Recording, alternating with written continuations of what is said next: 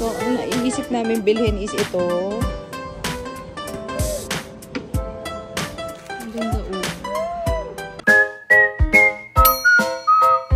Konbanwa minasang! Sasaga, it's me, Jonari des. So right after nga ng trabaho natin ay wala tayong kapaguran at gumala pa rin tayo. At dito nga tayo napadpad sa supplier namin ng furnitures.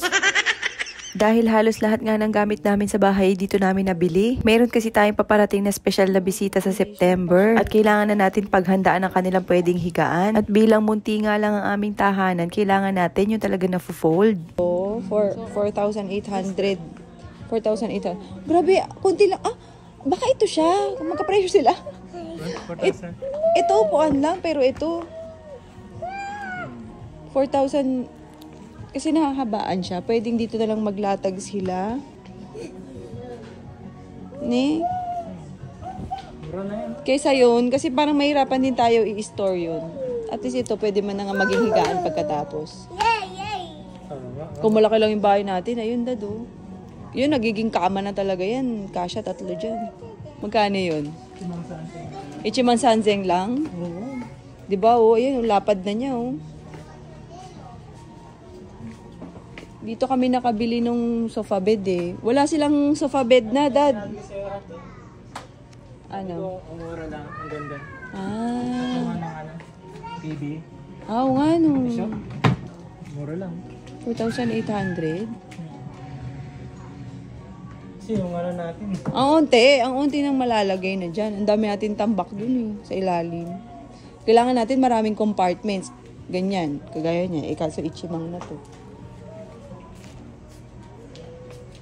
Ang gaganda nga, oh. Ito, ichimang goseng lang. Ganda, oh. Dito kasi talaga kami namimili ng mga gamit namin. Dito rin namin nabili yung ref namin. Dami silang mga binibenta. At hindi nga lang furnitures ang kanilang mga binibenta. Meron din silang mga gadgets, beauty products, branded items like bags and wallets, at mga kung ano-ano pa. Oh, taray, say mo sa Rexena.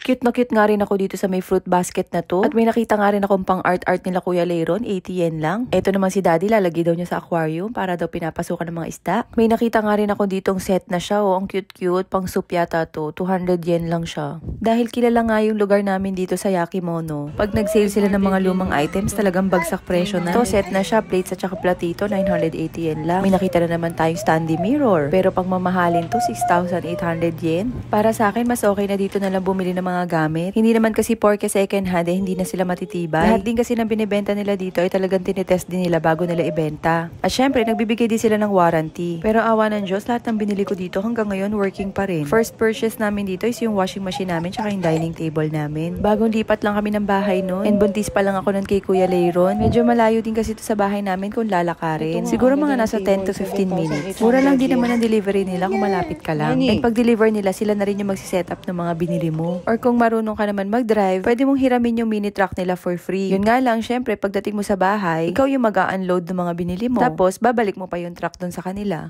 Ipapareserve na nga sana namin yung nakita ni Dading sofa bed kanina. Tapos, bigla niya akong tinawag. Sabi niya, baka daw magbago yung isip ko. Nakita pala niya tong airbed na to. And naisip ko nga na parang mas madaling i-store yung ganito. Kasi pag gagamitin mo siya, i-inflate mo lang siya. Tapos, pagtapos na, pwede mo na siyang i-deflate. So, sa makatawid, nauwi tayo sa airbed.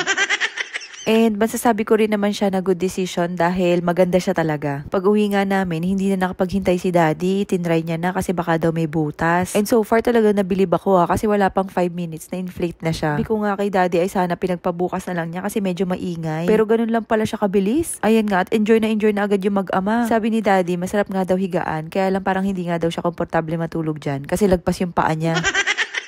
So yun lang muna. See you on my next video. Bye-bye!